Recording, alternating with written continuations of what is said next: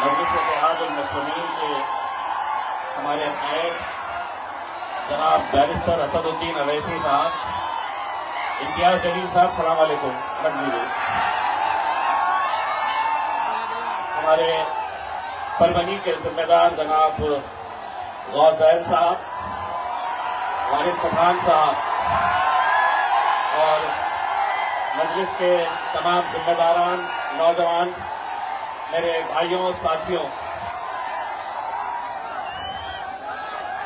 जरा बोलने दीजिए।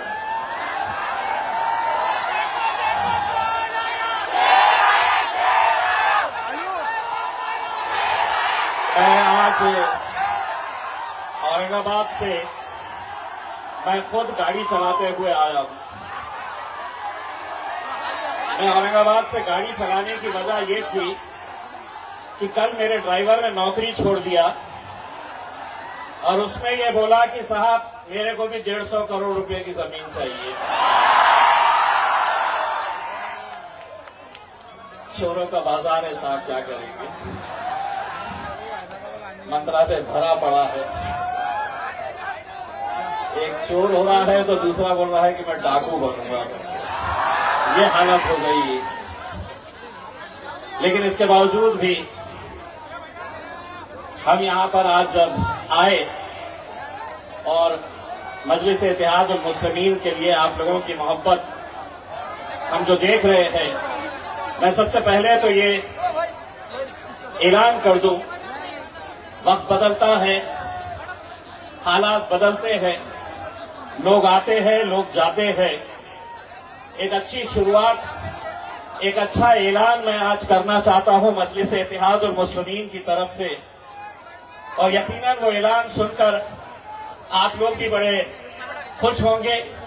और मेरी आप लोगों से दरखास्त है कि जब ये ऐलान होगा, मैं मेरे सदर, मेरा गुरूर जनाब बैरिस्टर असदुद्दीन अवैसी साहब की मौजूदगी में और उनकी रजामंदी से एक ऐलान करने के लिए जा रहा हूं कि मुंबई हमारे लिए बहुत अहम जगह है।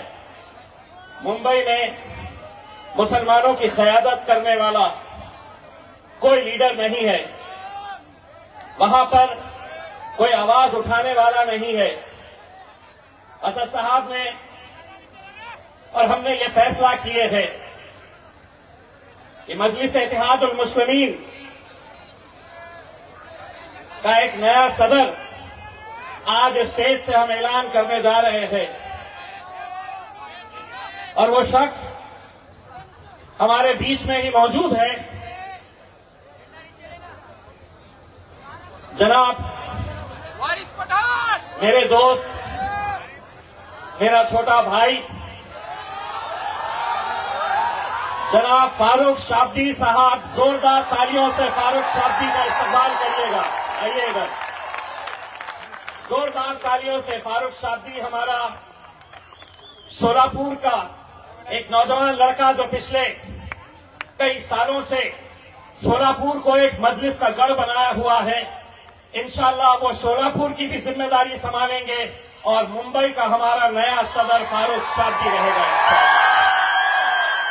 आने वाले दिनों के अंदर जब भी बंबई जाएंगे, देख लेना, सिर्फ बंबई के अंदर सिर्फ पतंग ही पतंग नजर आएगी इंशाअल्लाह। और बहुत मुबारक। मुझे मालूम है कि नौजवान मजलिस की ताकत है। आज जिस मुकाम के ऊपर मजलिस पहुंची है, यकीनन हमारे बुजुर्गों की, हमारे माँ बहनों की दुआएं इसमें शामिल है। लेकिन सबसे बड़ी ताकत मजलिस की दीवानगी अगर किसी में देखने को मिलती है तो ये ऐसे नौजवानों के अंदर देखने को मिलती है। आप है हमारी आवाज, आप है हमारी ताकत। मैं स्टेज के ऊपर भाषण में सुन रहा था, कोई अहमदनगर का जिक्र कर रहा था, कोई तोतो पोतो का जिक्र कर रहा था। सुना है जैन भाई ने बताया कि वो यहां पर भी आए थे तोतला यहां पर भी आया था। सुन ले बेटा, अगर ज्यादा फड़फड़ाया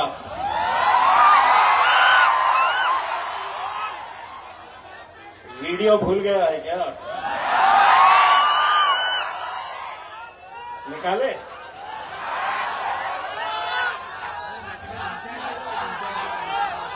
अगर समझ रहा है कि तेरा वीडियो तूने अंदर कहीं दबा दिया है, हमारे पास है। अपने हद में रहे तो हम भी हद से बाहर जिस दिन निकलेगा तो हमें भी मालूम है कि जवाब कैसे दिया जाता है। किसी ने जिक्र किया इत्तू से एक पिल्लू का।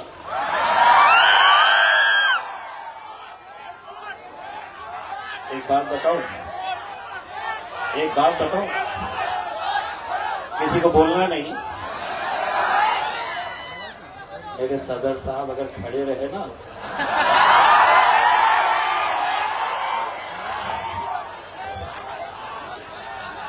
एक दिन मैंने सोचा सही में देखेंगे करके, वो जो छोटू सा है ना,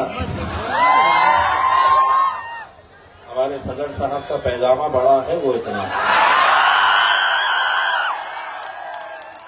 लगे हैं। और फिर जैसा आपको फारूक भाई ने बताया कि कोई एक मोहब्बत से हासिल करता है, हमारी बहन रोइनाज ने बताई है कि कोई मोहब्बत से आपके बीच में आता है, कोई पीछे से वार करता है, कोई सामने से खंजर चलाने की कोशिश करता है। दादा, अजीत दादा, आपका वो बयान भी मुझे अच्छी तरह से याद है जब आपने मुसलमानों को लुभाने के लिए कहा था कि मुसलमानों को अगर कोई परेशान करेगा तो मैं उनके लिए खड़े रहूंगा। ये अहमदनगर का पोटा दादा, अगर तरीका नहीं मालूम है तो मैं बताता हूं। उसको बुलाइए, उसको अपने सामने बुलाइए, उसको पलटाइए,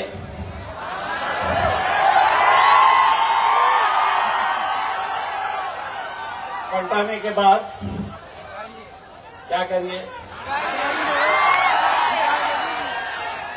ठीक है, मैं ये नहीं बोलने वाला हूं कहां पे क्या करना है करके, आप लोग समझदार है।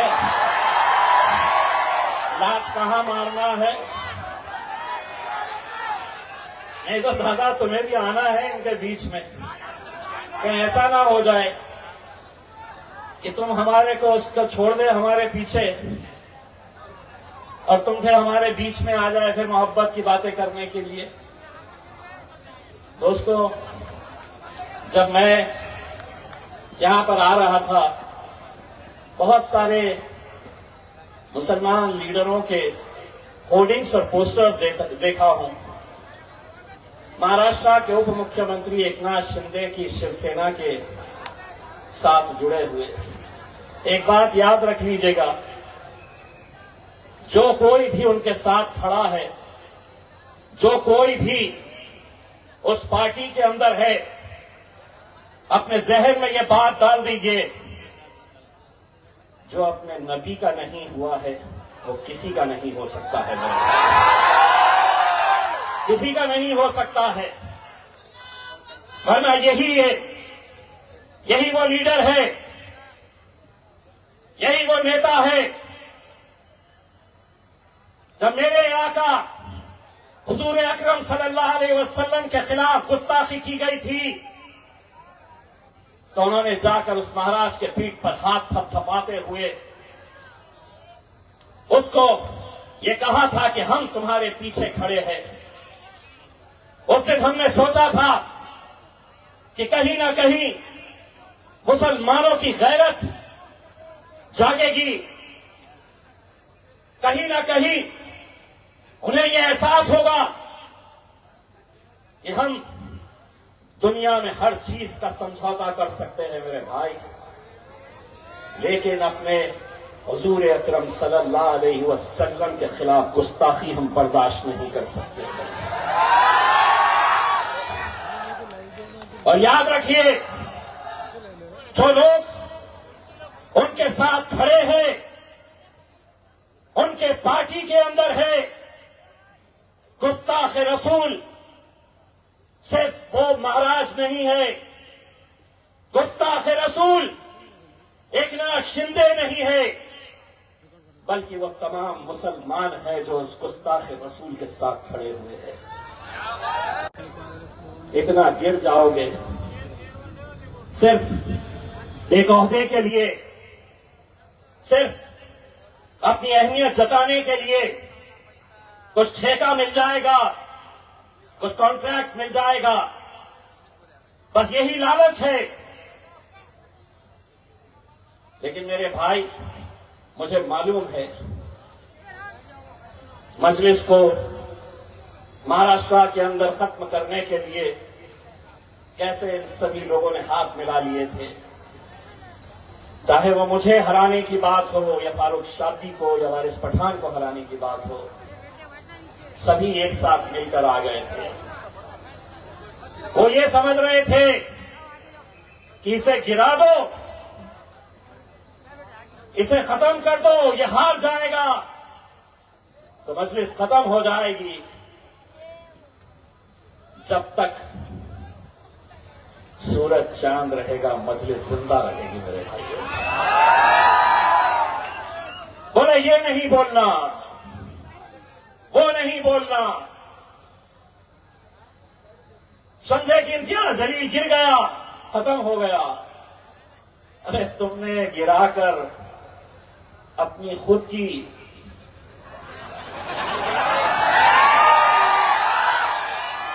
हिसाब सबका लिया जाएगा।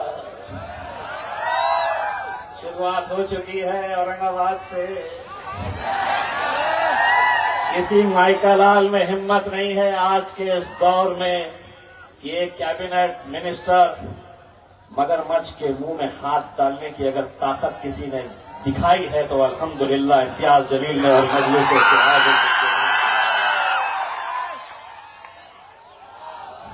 सब दिखा दिया, सब दिखा दिया, सब बता दिया। सोचा कि नरेंद्र मोदी जी भाषण कैसा, ओहो मित्रों, 70,000 करोड़ का घोटाला, मुझे मालूम ही नहीं था। सिंचन घोटाला, खनन घोटाला, बैंक घोटाला, मोदी जी तुम्हारा भाषण मैं निकालूं? अजीत पवार के बारे में देवेंद्र फडणवीस याद है?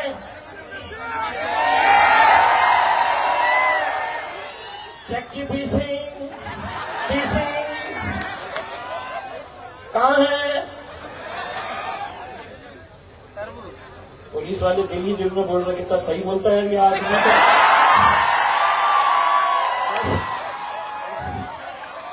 हमारे मंत्री है, ये बात सही है। और मैं इसलिए बोलता हूं, मैं इसलिए सच बोलता हूं कि तुम्हारे सोच के सांचे में ढल नहीं सकता। जबान काट लो, ये लहजा बदल नहीं सकता।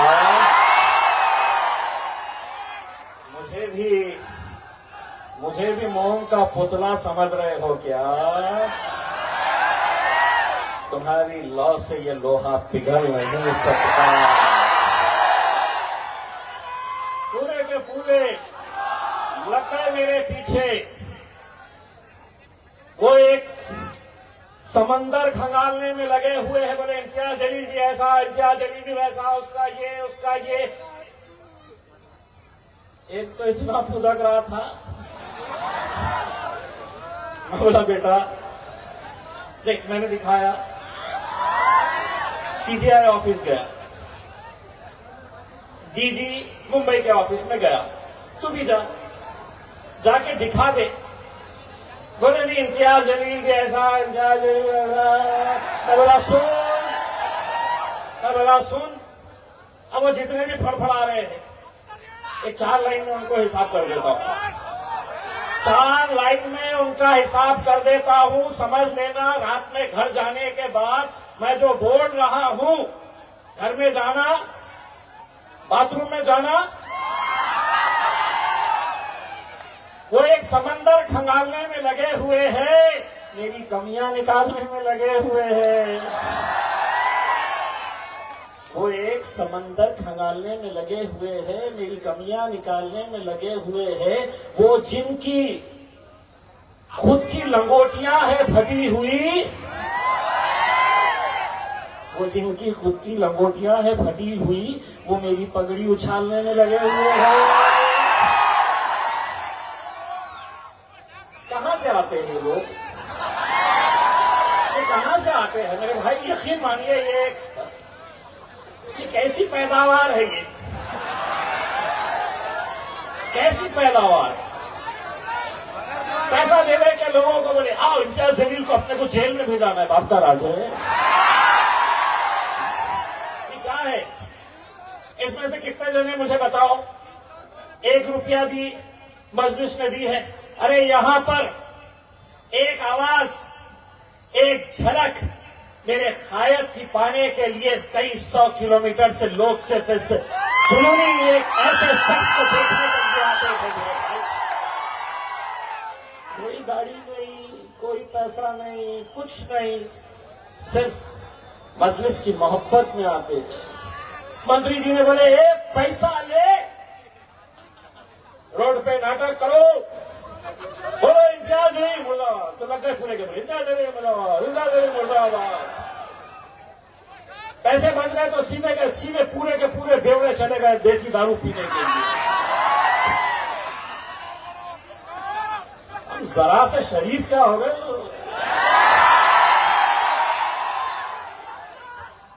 लेकिन वारिस भाई अपने बोलते हैं ना, वारिस भाई क्या है वो अपन?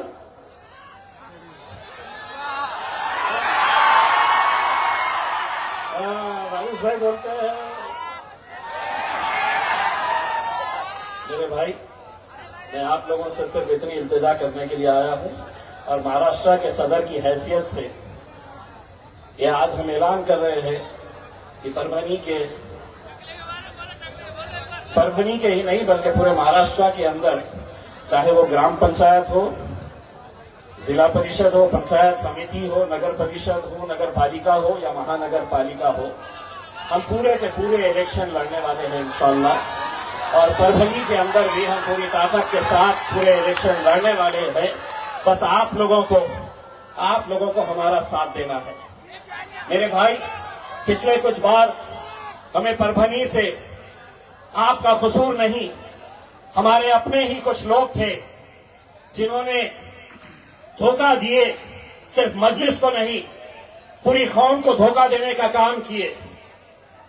हमने पुलिस में तकरार दर्ज कराई, लेकिन अब हमें यकीन है कि एक नौजवान गौस ज़ैन मजलिस की सदारत को संभाले हुए है। हम अपनी नेक ख्वाहिशात उन्हें देते हैं और उम्मीद करते हैं मेरे भाइयों, कोई तुम्हारा अपना नहीं है, कोई नहीं है। एक बात याद कर लीजिएगा, अपने जहन में बिठा लीजिएगा, आपके बीच में भी आएंगे। जैसे ही इलेक्शन आता है तो हमारे ऊपर टूट पड़ते हैं कि ये एक जातिवादी जमात है, ये फिरका परस्त जमात है, आपको सेक्युलर पार्टियों का साथ देना पड़ेगा। अब अगर बोले तो बोलना सेक्युलर पार्टियों को हम अपनी जूती पे रखते हैं। बहुत हो गया, बहुत हो गया। जो अपने लिए लड़ेगा वो अपना, जो अपने लिए बोलेगा वो अपना। इतना समझ लो, कितना भी ताकत लगा ले, जितनी ताकत के साथ तुम मुझे खामोश बिठाने की कोशिश करेंगे, जितनी ताकत लगा सकते हैं, एक बात अच्छी तरह से कान खोल के सुन लो। देवेंद्र फडणवीस, एकनाथ शिंदे, अजीत पवार, एक बात अच्छी तरह से सुन लो, ना झुकूंगा, ना डरूंगा और ना बिकूंगा इंशाअल्लाह। आप लोग मजबूती के साथ खड़े रहिए, बाकी चिल्ले पिल्लों को तो कभी नहीं संभाल लेंगे यार। ये बहुत ज्यादा टेंशन लेने का नहीं है। ये जितने भी लोग बोल रहे थे, बोले अहमदनगर वाले ने वैसा बोला, जिस दिन पैरों में आ गया ना